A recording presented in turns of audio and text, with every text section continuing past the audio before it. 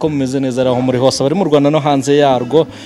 Nowadays inkuru iri guhitinga ni Mukarujanga bibarutse ubuheta bwe epuwi na True Boy umwe muhanzi n'ubundi yarabereye manager babyaranye umwana w'umukobwa, hanyuma abantu babonye iyo story bajya no kubeshya bagira ni biki.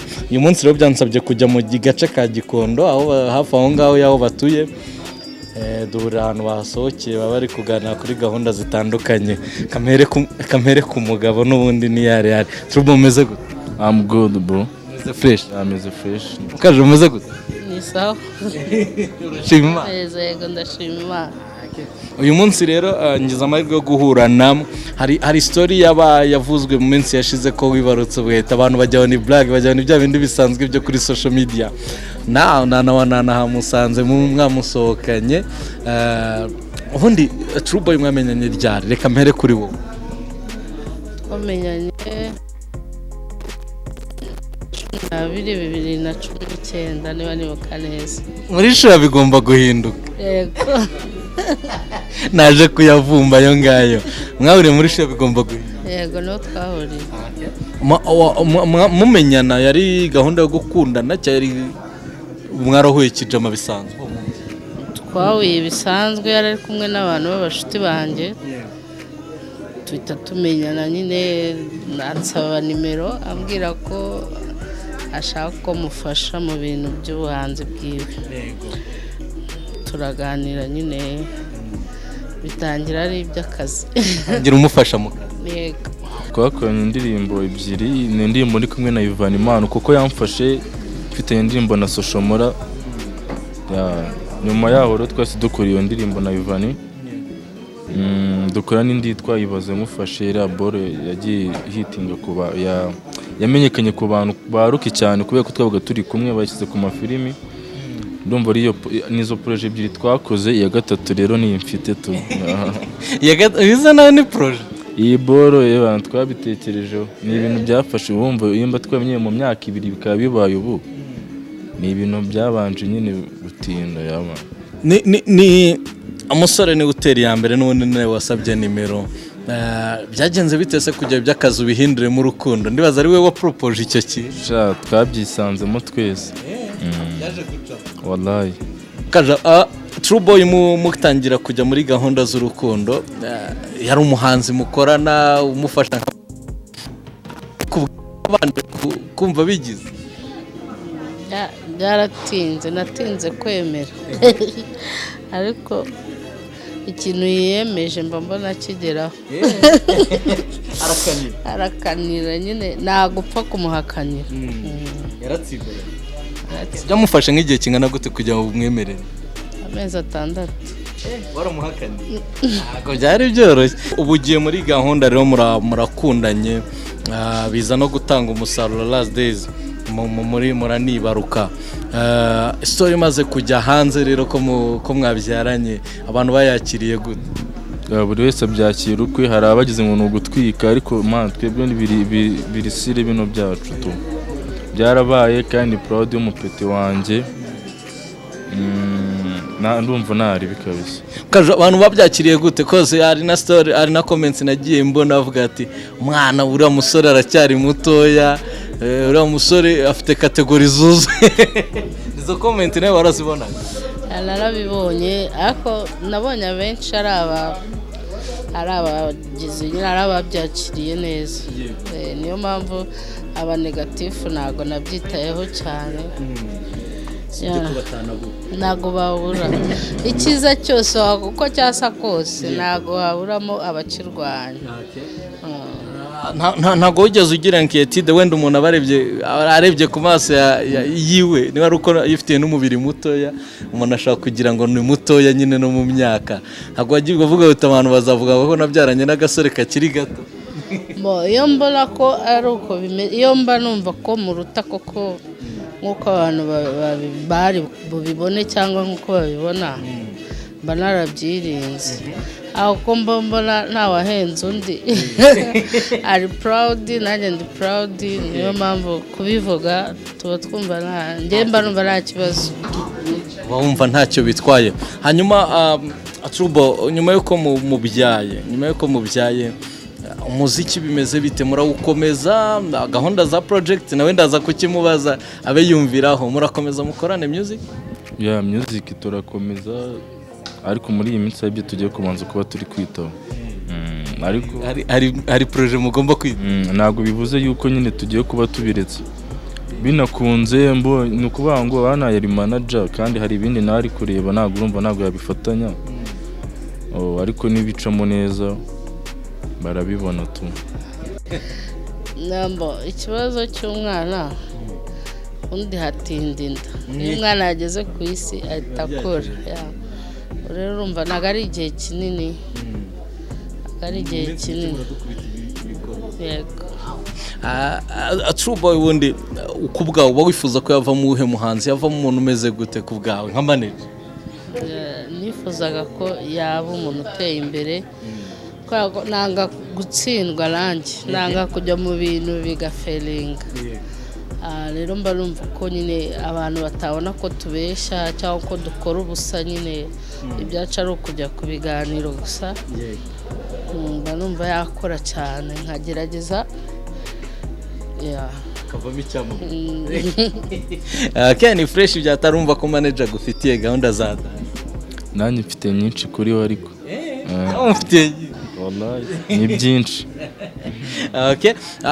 hanyuma hari abantu bamara kubyarana bagafata gahunda umwe agacukwe n'undi ukwe cyangwa se bagakomeza bakabana gahunda zimeze gute kuri mwebwe umubano uracyakomeje icyo cyo nicyo nabonye turacyari kumwe kugeza ubu nta cyizere ko nyuma yaho nyine kugeza ubu ubwo ni ukuvuga ngo nihaba impinduka muzabimenya ariko ubu turi kumwe bimeze nyine kuvuga ngo kugeza ubu ni ukuvuga ngo ubu ngubu nyine ubu niko bimeze bizanakomeza cyangwa se ubwo nayo niyiga ubwo bintu bw'insinzi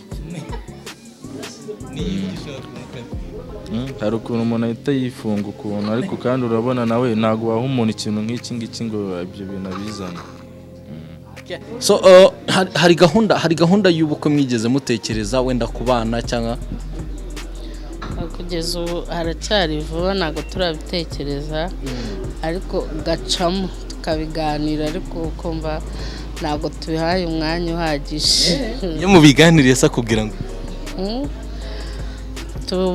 tubifiteho imyumvire ingana imeze gute iyo myumvire rero ubundi ibintu nyine iyo ugikundana n'umuntu uba wumva byose bishoboka uba wumva mw'abana kugeza ubu nyine twumva byaba ariko ubundi ibintu byo kubana ubundi njye numvaga ari ibintu ntashobora gutekereza kubera iki sinzi namye nishyiramo ko ntashobora umugabo kubera ukuntu mwiyizi nyine ntabwo bashobora kwihangana wese ikibazo cyo kwihangana ni byinshi hari ibyo kwihangana hari ibyo kuba umuntu ari sinzi ukuntu nabyita agomba kugendera ku bitekerezo by'undi muntu agomba numva ubundi naba independent nakora ibintu natekereje kandi mbona ko bifitiye akamaro ariko byanze bikunze iyo ufite umugabo akenshi ugendera n'ubu arantegeka kandi tutabana ibaze twabana bafite ubwoba sinzi ujya umukomvenka se ko buryo mushobora kuba ibyo ngibyo rero ntabwo byo twabivugaho hano n'ubushobozi buri wese aracyabiwabo mpora mbivuga uyu ni umwana rero umuntu ukiba iwabo umwita umwana ushingiye ku umwana umuntu uba ukiba iwabo mama ahamagara mama ibintu nk'ibyo urumva se atakiri umwana urumva rero ntabwo ibyo bintu twe twabishyira muri gahunda nta bushobozi turagira tugomba kubanza gukora ahubwo tukareba ibyavamo nyuma y'ibyo ngibyo ibintu bikagenda neza hanyuma turi no kugenda tugana ku musozo ni ibintu ubundi bisanzwe yuko umuhanzi na manager bashobora kujya gutya bagakora urukundo mugihura mupanga gahunda zo gukorana business wigeze utekereza ko ushobora no kukubera umukunzi cyangwa ushobora no kubyana byari kure nk'ukwezi kabisa. Ni ibiki bintu byatumye umwemera nk'umuhanzi wafasha hanyuma nanone ikindi reka nze ndahita nyikubaza n'umwaka unsubiza icyo ni ibiki byatumye umwemera nk'umuhanzi wafasha? Icya mbere ni uko abantu bari kumwe nawe bambwiye ko bamufitiye icyizere kandi nabonye ko yakoranye n'abahanzi bakomeye nka Soshomura. Numva afitemo amagambo niba ari we wayiyandikiye, numva arimo ubwenge. Ndavuga nk'umuntu ukizamuka wenda imbere hazaba ari heza. Imbere hazaba ari heza. Hanyuma ni iki cyatumye none ni ibihe bintu wamukundiye ukavuga uti none n'iby'urukundo ndabyemeye? Ni utuye tuntu turi positive wavuze uti wow? Icya mbere ari confident, ariyumva, azi kuganira. Ibyo bundi ni ibintu by'ingenzi kuri yawe. Trubo, ni ibihe bintu byatumye uvuga uti byanze bikunze nyamara mbona Mukarujanga yafasha mu muziki wanjye bikagenda neza? Kuki wamuhisemo ngo bari wakubera manager? Naraperformance icyo gihe ndabyibuka. Urigomba guhindura. Harimo n'abandi bashuti banjye. Ubundi ndanashimira cyane Rocky ari mu bantu batumye noneho wamuje na agwaye pass. Wallahi. Rocky ni agwaye pass. Kumwe nyine icyo gihe twe twajyanye no mbanye twe twajyanye. Duhura nabo rero uko bakina filimi turamanukana nabo mu modoka. Icyo gihe nibwo natse nimero. Numva afite gahunda yo gufasha n'abapeti, hari n'abandi bapeti babiri yafashaga bana nashatse kuvuga hana n'ubu baracyahari, sibyo ko nabo batari gukora bitewe n'ibyo mpamvu yindi. Rocky bwabankoreye umuti. Koreye umuti. Noneho nibiye bintu ndaza no kugaruka kuri Rocky gato ni wo muzanyemo. Nibiye bintu wamukundiye ukavuga uti wow, nyamara Mukarujanga ashaka kumbera n'umukundi? Gitese ukuntu n'iki cyana mbabarira. Ni Gitese iki cyana? Ni umupete ni umwana. Njye wenda muzi imbere ndanamukundaga mufana. Icyo kintu nabanje mubwira birangira rero afite gahunda nyine kuba yakora ibyo bintu byo kumanaginga abantu fresh bya hatari. Hanyuma ningarukire kuri Rocky Kidog. Nese utangiye kuzana santima wigeze ubaza Rocky umubwira uti Rocky wa muntu wamuje nawe rero bitangiye gucamo? Rocky arabizi. Icyo gihe nigize no kumuhamagara turi za Kicukiro nabwira turi kumwe, avuga ati ntaribi. Ako the first kabisa tugihura nayo ndi kumwe na Rocky twajyanye twenyine ndabyibuka. Icyo gihe duhura nabo rero ze kwamuguriye icupa. Rocky ntago muheruka. Rocky naramubuze. Ufasha amugurira icupa? Wallahi. Okay, kandi nawe yambwiye ko ibintu byatumye gukunda ko mwari muri kumwe n'inshuti ze kandi abona ko zigufitiye icyizere. Good. Hanyuma ni iki wabwira abakunzi? Bafite abakunzi benshi. Epuwi na filime nazo uraza kutubwira niba hari ibikorwa muri iyi minsi uteganya. Icyo wabwira abakunzi bawe? Abakunzi banjye nyine abantu barambwiraga bati ugiye kwigabanyiriza abakunzi kubera icyo kintu.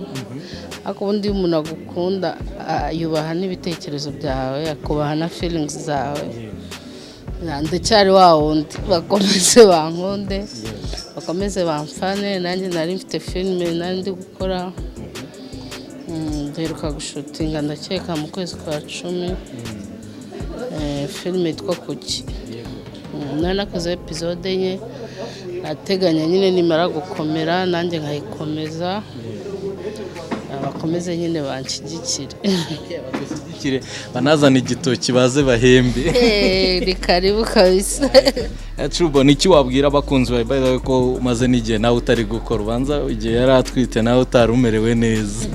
Urumva icyo nababwira n'ubundi baracyahari bakomeze baniyongera. Urumva noneho kuva tumaje kuba babiri, umva abakunzi be babaye abakunzi banjye, abanjye babaye, umva noneho babaye benshi koko. Badushyigikire nyine dukora ibintu banabirebe. Gusa njye abanjye ndetse hamwe nabo urumva ko twabaye ubu ngubu. Suni barambona bino bintu turi kwitaho bimara gucamo fresh. Merutse kubana ahantu murimo kuvuga ngo 5 years byibuze niyo mwihaye kugira ngo mutekereze ibyo kubana, nibyo? Imyaka 5 urumva ni myinshi. Imana ikikomeje kubutiza ubuzima waba ugeze ku bintu byinshi, rero niyo mishinga twayishyiramo cyangwa se tunabana, rega kubana se buriya Mukarujanga ko numva nta gahunda nanjye ariko ntayo ibintu byo kubana bundi ntabwo twigeze tubipanga. Gahunda n'uyu so nibyo bigezweho byo kubana nitwe tubiza. So ngayo nguko rero mwakoze cyane kutuganiriza, reka tubareke, ndabona yanakangutse nakomeza kumurira umwanya. Wakoze cyane Mukarujanga. nakoze nawe True Boy wakoze. urakoze cyane nawe.